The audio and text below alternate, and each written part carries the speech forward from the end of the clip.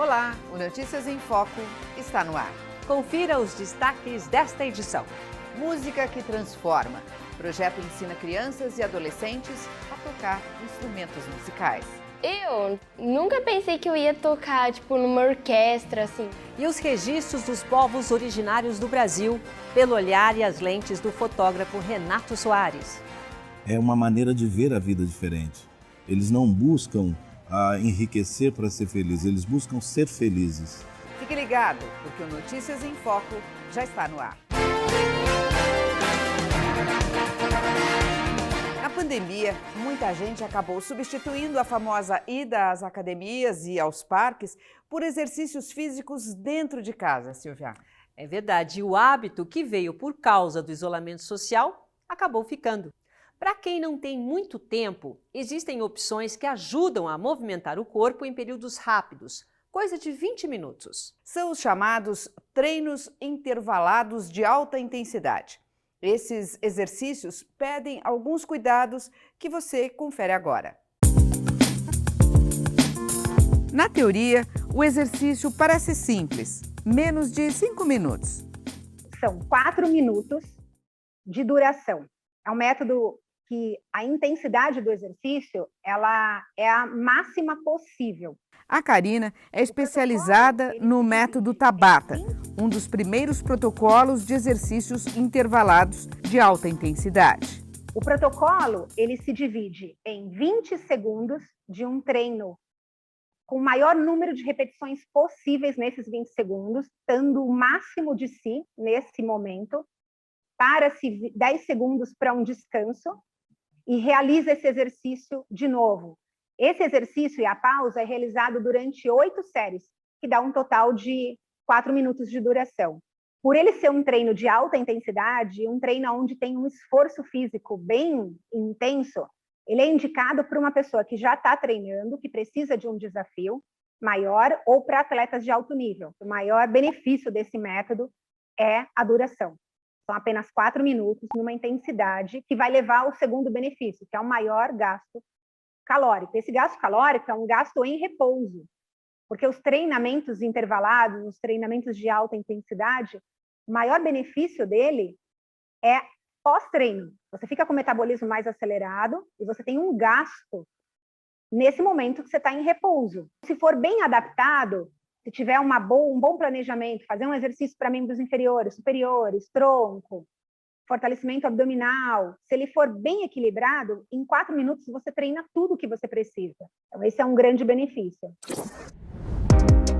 Triatleta amadora, a professora Camila Martins é uma praticante do método Tabata.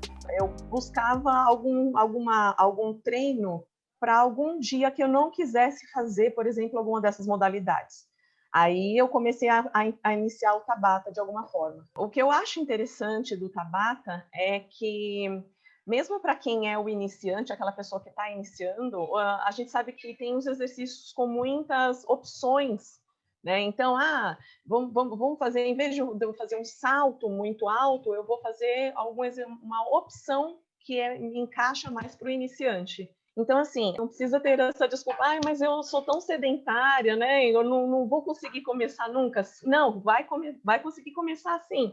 É só você, no início, você faz as opções que lhe cabem, e aí eu garanto que conforme você também tiver uma certa dedicação, você vai melhorar com certeza aí o seu treino. Para a Camila, a queima de gordura é o diferencial. Como ele é um exercício mais curto, ele não me dá tanta resistência assim como os outros treinos, né? Por exemplo, os treinos de corrida, os outros natação e a bicicleta. Eu consigo trabalhar melhor essa parte da resistência, mas com relação à queima de gordura, isso com certeza eu percebi sim. Quem está iniciando a prática de exercícios físicos pode se aventurar, mas adaptações são necessárias. O ideal é um novato ou uma pessoa sedentária, é que ela comece com uma orientação. Pode ser feito esses 8 exercícios, que são 8 séries, podem ser exercícios básicos, mas contanto que ele tenha um gesto motor adequado para não levar o praticante a um desconforto muscular ou uma lesão. Uma pessoa que está começando, nós recomendamos que os treinos sejam alternados. Então, 3 vezes por semana, faz o protocolo. Nos outros dias, realize outras atividades para se manter ativo durante a semana e também distribuindo melhor essas atividades, as cargas, porque por ser um treino de alta intensidade, você vai levar o seu músculo a uma exaustão. Essa prática de movimento diário é muito importante para a nossa longevidade. Hoje nós vamos viver, no mínimo, aí, 80, 90 anos. E como que vai ser a qualidade de vida? Como que vai ser a nossa autonomia a partir dos 60, 70, 80 anos? Escolha as atividades que tragam prazer, que te motivem a se movimentar. Nem que seja peteca, jogar peteca. Por 30 minutos, se movimente.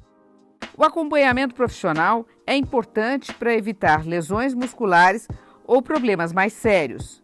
E é importante também que esse indivíduo que está começando seja avaliado por um médico. Porque como é um treino de alta intensidade, pode levar a um risco cardiovascular, né? Existem alguns exercícios que precisam ser adequados para o corpo, né? Para o biotipo de cada indivíduo. Não existe exercício errado. Existem pessoas que não podem fazer determinados exercícios. Sidney é personal trainer e dá uma dica importante. Ter um espelho por perto ajuda a manter a postura na hora do exercício. Um dos maiores erros é erro de postura. Quando a gente está fazendo, até mesmo quando a gente está fazendo exercício, uma pessoa que já tem a noção de como fazer, é sempre necessário que a pessoa que já saiba fazer, ela tenha um espelho perto para que ela consiga se visualizar. E outra coisa é o jeito como se distribui os exercícios, né? Existe uma ciência por trás. Por que esse aqui faz primeiro? Por que esse aqui junta com o outro? Então, essa ciência na distribuição do exercício, na questão dos intervalos, isso precisa de um profissional junto para que a pessoa não erre nesses pequenos detalhes, tá? Que são detalhes, mas que depois de um certo tempo eles fazem muita diferença. O aquecimento faz parte do treino e é essencial para que os exercícios tenham impacto positivo no corpo. O mais indicado para a pessoa fazer um exercício é a pessoa fazer um exercício que haja uma subida da frequência cardíaca. Então, por exemplo, a esteira. A pessoa vai fazer de 5 a 7 minutos na esteira, 10 minutos. O que acontece quando eu faço um trabalho como o da esteira, por exemplo, que é um trabalho cardiovascular? A minha frequência cardíaca sobe. Quando essa frequência cardíaca sobe, naturalmente o cérebro ele recebe um estímulo. E qual é o estímulo? Eu preciso aumentar a velocidade de contração muscular. Ou seja, a frequência cardíaca subiu, os músculos vão começar a contrair mais rápido. E o cérebro vai liberar um outro estímulo para o corpo, que é a liberação de um líquido que a gente chama de sinovial. Liberado esse líquido ele lubrifica as articulações. Então, a pessoa já está preparada para o exercício. E o exercício não termina quando você desce da esteira ou para com as flexões. O corpo necessita de um processo de desaceleração. Esse desacelerar pode ser uma caminhada, é o voltar à calma, né? Então, você vai diminuindo a intensidade, fazendo os exercícios de alongamento. O que não dá para fazer é terminar esse exercício numa alta intensidade, deitar, por exemplo, ou sentar. Aí o corpo não está preparado, dá um mal-estar, dá uma sensação bem desagradável, e elas, de repente, param e vai para uma reunião, ou, por exemplo, vai tomar banho, ou... Não pode ser isso, né? Tem que aquecer previamente e desacelerar no final. A alimentação também é importante. Alguns itens podem prejudicar o metabolismo do corpo na hora do exercício. A gente comeu algo com índice glicêmico alto, liberou um monte de insulina. A insulina quebrou aquilo que a gente comeu e quebrou mais os estoques. A gente já chega para o exercício com a quantidade de estoque de açúcar baixo. Vai gastar o pouquinho que resta e o que vai acontecer? Vai acabar o índice de açúcar do corpo. E o corpo não vai usar gordura em geral como combustível. Isso vai abaixar a performance. Muitas vezes a pessoa está durante o exercício, ela se sente tonta, ela, além dessa tontura, muitas vezes ela tem sonolência, ela tem baixa de performance, e aí muitas vezes ela tem hipoglicemia, porque faltou açúcar no sangue, e aí ela corre o risco até de desmaiar. Por isso, é necessário o acompanhamento de um nutricionista. Quando eu comecei a aumentar o volume dos exercícios, eu comecei a perceber que eu estava ficando um pouco fraca, então a minha primeira atitude foi eu procurei um nutricionista. Então, esse nutricionista primeiro acertou essa parte, eu já senti uma melhora. Qual a melhor alimentação para eu realizar antes e após? Porque também depois você não pode chutar o pau da barraca, né? Comer uma pizza, e, enfim, fazer uma alimentação inadequada, né? Então, o ideal é que realmente tenha um equilíbrio na balança, né? Que tenha uma boa alimentação antes e após também.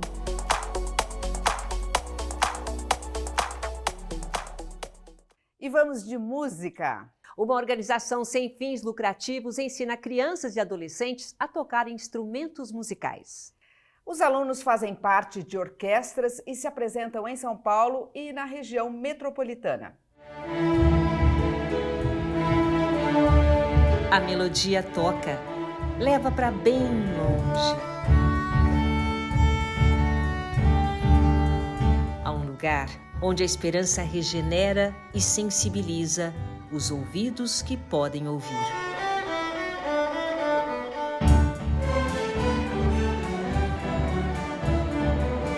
Um concerto executado com maestria por crianças e jovens de 7 a 17 anos. Todos alunos do projeto Locomotiva, uma ONG dedicada ao ensino da música. Nossa principal atividade é a orquestra em cima do palco. O maestro Rogério Schwindt é o idealizador dessa ideia que começou em 2008 na cidade de Santo André, na Grande São Paulo. Nós temos os instrumentos, nós somos uma ONG, então os instrumentos, os professores, o aluno tem que pagar nada, não tem que ter o instrumento, não precisa saber música, tem que querer e sair para tocar.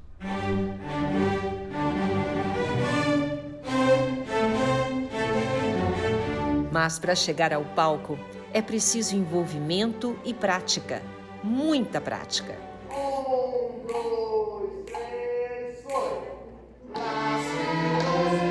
Treinando e aprendendo, aprendendo e treinando. No Locomotiva, a capacitação é diária. São 2 horas de aula no período da tarde. 2, 3, foi! Primeiro, terceiro. Aqui se aprende a dominar os acordes dos violinos, violas e os violoncelos. As irmãs Gabriela e Bianca estão no projeto desde o ano passado. A Bianca escolheu o violino e se esmera sobre ele. Ah, porque eu acho bem legal. Porque tem várias músicas que dá pra você tocar e você conseguir. Já a Gabriela preferiu a viola clássica. Eu comecei no violino, só que aí eu vi que eu não ia muito bem no violino. Aí tinha uma pessoa da minha sala com a viola, aí eu decidi ir pra viola e é perfeito. A viola, ela é maior e ela é mais grave. O violino é menor e ele é mais... o som é mais fino. A mãe delas, a Priscila, também fez suas incursões por aulas de música quando criança. E agora incentiva as meninas como ninguém. Você não aprende só um instrumento, a tocar ele. Você aprende a ter disciplina, você aprende a ter concentração, aprende a ter horários, a ter muita responsabilidade. Até a professora da minha filha menor, ela falou para mim que ela precisava se concentrar mais na escola.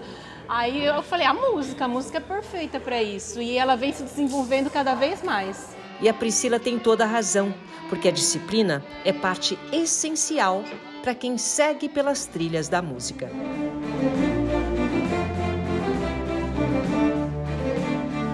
Além da disciplina, respeito, criatividade, trabalho em grupo e a igualdade estão entre os valores fundamentais representados pelos vagões dessa autêntica locomotiva musical. O nome, assim, ele foi pensado porque a gente tem essa pretensão de passar uma série de valores, de princípios para eles, que eles vão carregar para a vida toda. E depois que o aluno entra na orquestra, eles começam a ir melhor na escola, que a capacidade de concentração aumenta muito. Então, 2 horas tocando um instrumento todos os dias, quando ele vai para a escola, ele já está habituado a se concentrar em algo, em estudar. Ele está habituado à disciplina, porque não pode chegar atrasado, né? Tem que tocar a nota certinha, não pode ser de qualquer jeito. Está acostumado com o trabalho em equipe. E aí isso impacta de uma maneira assim muito forte a vida deles. E são muitas histórias tocadas pela música. A ONG, que começou com 9 alunos, hoje passa dos 400. Além de Santo André, a iniciativa atende também em mais 2 unidades. Uma em Mauá e outra na zona leste de São Paulo. Hoje nós somos 421 alunos, então nós temos 5 orquestras. Cada orquestra aí com 90, 100, 80, depende do grupo. E essas 5 orquestras têm uma agenda própria, tem um horário de ensaio próprio, que tem a ver também com o momento deles. Tem uma orquestra que é mais de iniciantes, tem uma orquestra que é um nível mais intermediário, uma outra orquestra que é um nível mais avançado, os alunos que já estão há alguns anos junto com a gente. E essas orquestras se apresentam 2 vezes por mês, todas elas, porque faz parte da metodologia a gente se apresentar. Mas a atuação do projeto vai muito além dos palcos. Em 2021, o Locomotiva criou o Fábrica Sonora, um espaço de produção artesanal destinado à confecção dos instrumentos musicais. Foi uma solução que atendeu à demanda dos alunos. E a gente nunca conseguia chamar todos os alunos, porque a gente não tinha instrumentos suficientes. Então não dava para chamar. Uma das nossas empresas patrocinadoras, eles nos procuraram e falaram, nós tivemos uma ideia. A gente produz PVC, eles fazem o PVC, e a gente gostaria de tentar fazer instrumentos de orquestra de PVC. E quem diria? A ideia deu certo. E o PVC usado para fabricar canos virou matéria-prima desta oficina dedicada à luteria, que é a arte de produzir e consertar os instrumentos de corda. Entra um cano e sai um violino, entra um cano, sai um violoncelo. É um negócio assim muito joia. Por conta dessa luteria, a gente consegue chamar todos os alunos agora. É bem por isso que os instrumentos que saem do Fábrica Sonora são assim, branquinhos e ecológicos. E eles se misturam na orquestra para tornar os concertos democráticos e acessíveis, tanto para quem toca quanto para quem ouve. A música é para todos. Daqui saem acordes de Chopin, Mozart e Beethoven.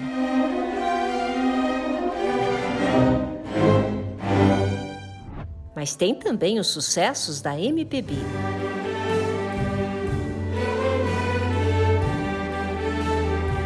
E claro, não poderia faltar a trilha de uma das maiores bilheterias do cinema, o clássico Carruagens de Fogo.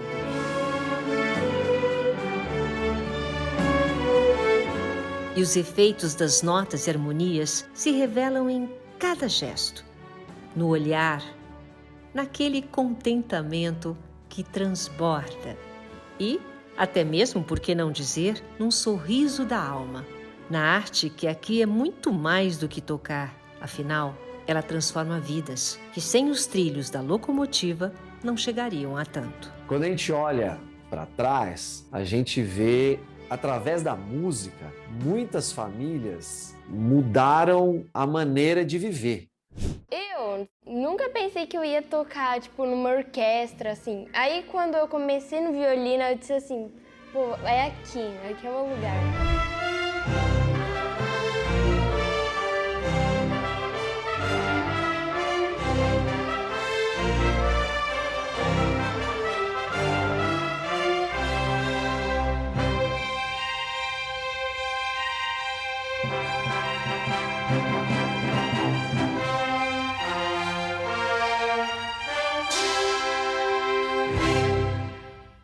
Só Só lembrando que as aulas do Projeto Locomotiva são gratuitas e podem participar crianças e adolescentes de 7 a 17 anos que estudam no ensino público. Quem quiser mais informações é só acessar o site que está aí na nossa tela. Um trabalho essencial no reconhecimento do território brasileiro e na cultura de uma nação inteira. Documentar as tribos indígenas, os seus costumes e as suas tradições. E esse é um projeto do fotógrafo e indigenista Renato Soares. Com imagens que ritualizam cenas do cotidiano, a obra faz um registro histórico de uma tribo que quase desapareceu.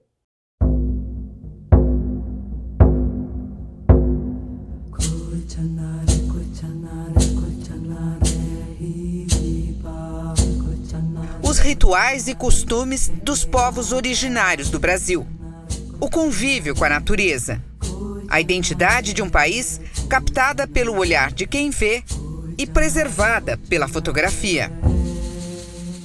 Eu costumo dizer assim, quando você pega uma máquina fotográfica, você tem que despojar de todos os seus sentimentos, certo? Juntar todos eles dentro dessa caixinha preta e trazer ele para cá. E a hora que você faz o clique, estão todos os sentimentos impressos ali na página, na fotografia, na imagem.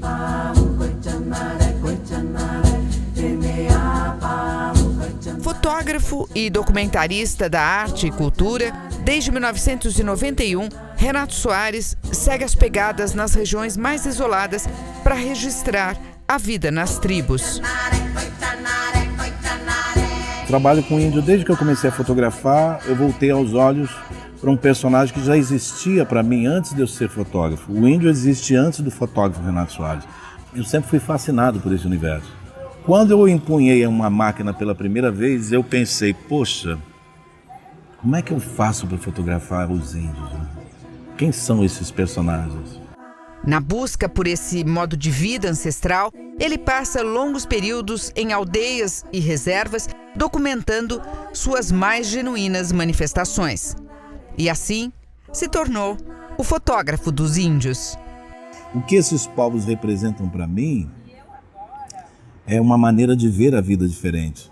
Eles não buscam enriquecer para ser felizes, eles buscam ser felizes. A busca da felicidade é um negócio que já existe, é inerente a ele. É um ser humano que não tem o pensamento do acúmulo de riquezas, ele simplesmente vive. Como dizia o Orlando Vilas Boas, né? A criança é dona do mundo, é tudo de bom que está vindo, é um universo. O velho é o dono da história. Né? Você não vai ver um jovem, por mais impetuoso que seja, desacatar um velho, porque se viveu muito. E os homens lutam para que essa criança vá no futuro se tornar um velho. É um mundo completamente equilibrado e com a natureza.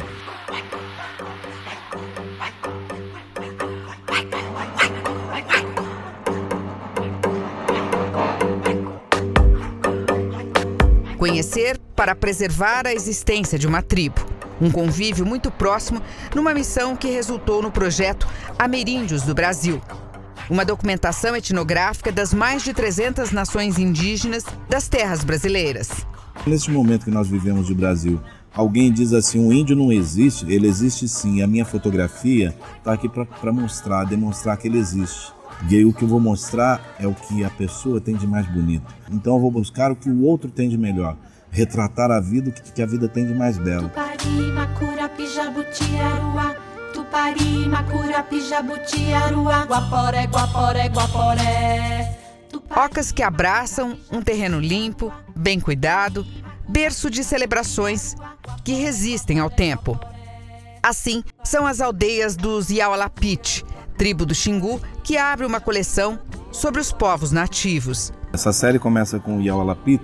Nós vamos lançar Caiapó, a Palai-Uaiana e tantos outros. São 305 etnias. O projeto é fazer 305 livros, retratando e mostrando para o Brasil e para o mundo a diversidade humana brasileira. O livro faz parte do projeto Ameríndios do Brasil e reúne 80 fotografias do cotidiano e cerimônias, como o Quarupi, em memória aos mortos.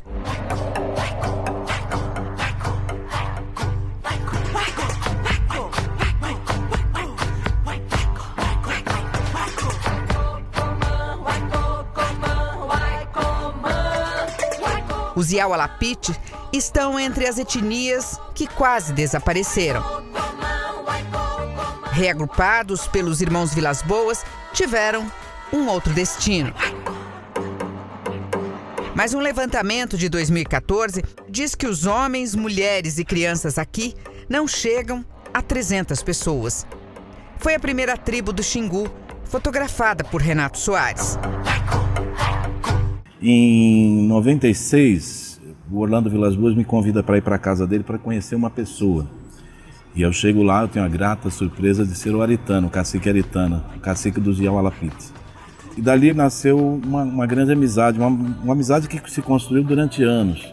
No final dos anos 90 eu estava adentrando a aldeia Yawalapiti e nunca mais parei de ir lá, né? Tinha que ser os Yawalapiti.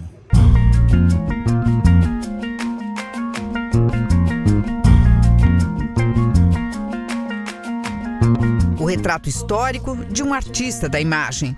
A fotografia de Renato Soares revela e diz. Assim como uma obra de Caravaggio, o contraste entre a luz e a sombra mostra a essência, destaca o que salta ao olhar e expõe o que escapa ou o que passa despercebido.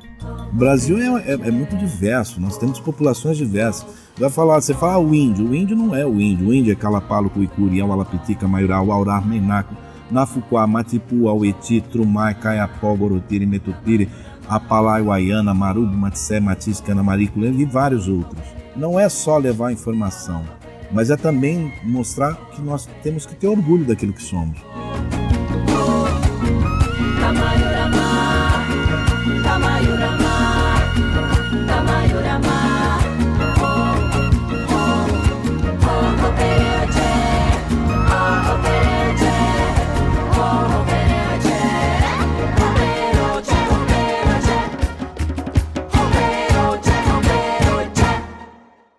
Vale registrar aqui que a trilha sonora desta matéria do Renato Soares é construída com os acordes e a criatividade do grupo Mauaca, que pesquisa e recria músicas dos mais diferentes lugares do planeta.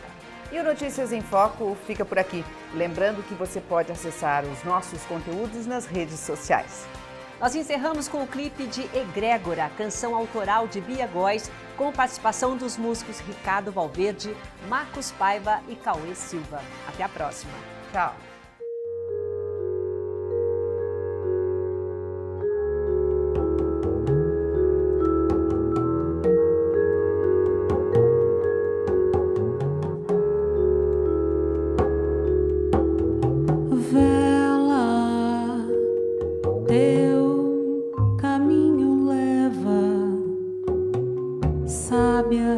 Compõe o ensejo, dissolve o apego, transforma essa dor. Labirinto de ser pensante, acolhe o errante sob o mesmo andor e conta.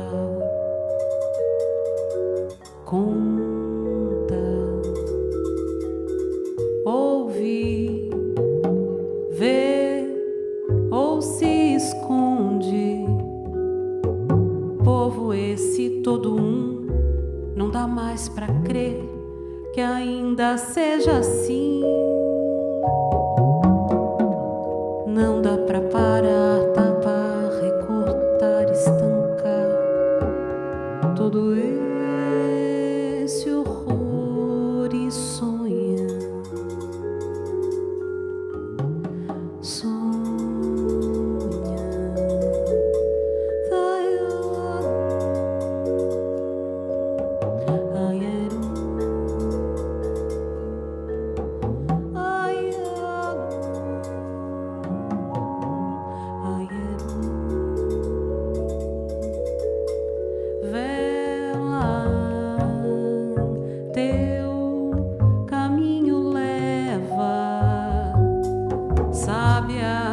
Compõe o ensejo, dissolve o apego, transforma